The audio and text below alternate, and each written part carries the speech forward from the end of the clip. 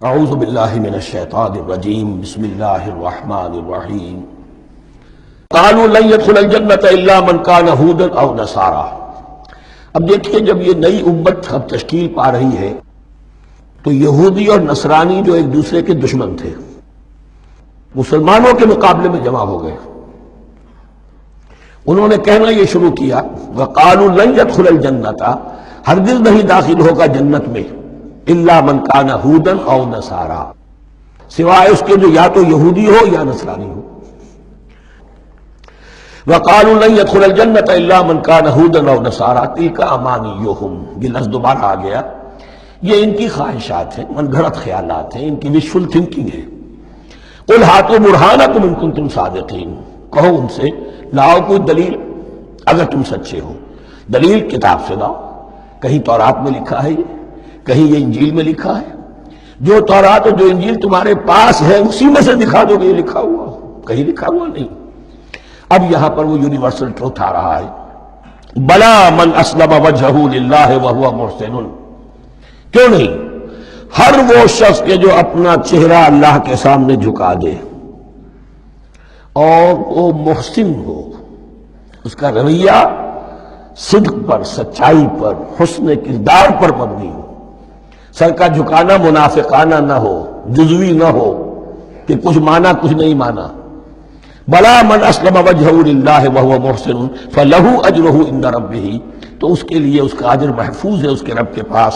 فلا خوف علیہم ولا هم یحزنون، نہ ان پر کوئی خوف ہوگا اور نہ ہی وہ حزن سے دوچار ہوں گے۔ یہ دوسری آیت ہے کہ جس سے کچھ لوگوں نے استدلال کیا ہے کہ ایمان بالرسالت ضروری نہیں ہے۔ اب دیکھیے اس کا جواب وہی ہوگا، نمبر ایک تو یہ، ہر جگہ پر ساری چیزیں بیان نہیں کی جایا کرتی، کوئی چیز کہیں بیان کی گئی، کوئی کہیں بیان کی گئی ہے۔ کتاب کو لینا ہے تو پوری کو پوری ایک کتاب کی حیثیت سے۔ دوسرا یہ کہ یہ سارا سلسلہ کلام جو ہے، جو دو بریکٹس کے مابین آ رہا ہے، اس میں پہلے سے ہے وَآمِنُوا بِمَا أَنزَلْتُ مُصَدِّقًا لِمَا مَعَكُمْ وَلَا تَكُونُوا أَوَّلَ كَافِرٍ بِهِ، تو وہ تو ضرب کھا رہی ہے اس پورے کے پورے مضامین کے سلسلے سے جو ان دو بریکٹوں کے درمیان آ رہا ہے۔ اب دیکھیے، ایک طرف تو ان کا کہنا یہ تھا کہ جنت میں داخل نہیں ہوگا مگر وہی جو یہودی ہو یا نصرانی ہو۔ اب عمل کیا ہے؟ وقالت اليہود لیست النصارى علی شیء، یہودی کہتے ہیں نصارہ کی کوئی حیثیت نہیں، کوئی بنیاد نہیں، کوئی جڑ نہیں۔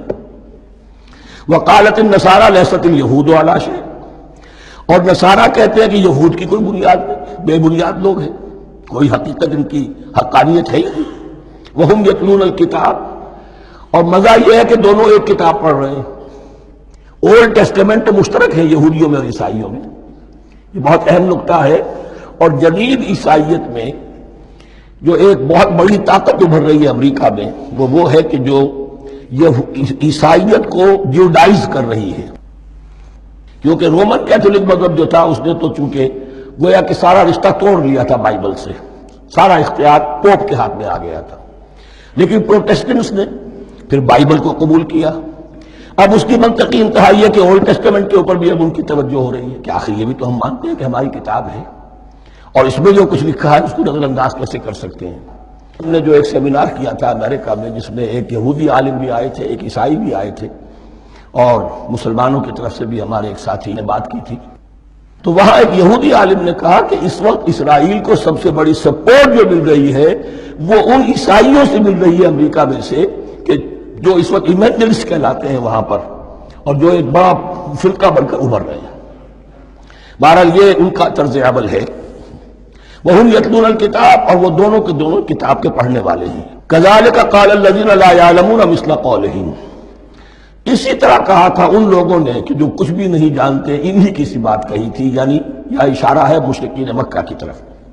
فَاللَّهُ يَحْكُمُ بَيْنَهُمْ يَوْمَ الْقِيَامَةِ فِيمَا كَانُوا فِيهِ يَخْتَلِفُونَ، تو اللہ تعالیٰ فیصلہ کر دے گا ان کے مابین قیامت کے دن ان تمام باتوں کا جن میں کہ یہ اختلاف کر رہے تھے۔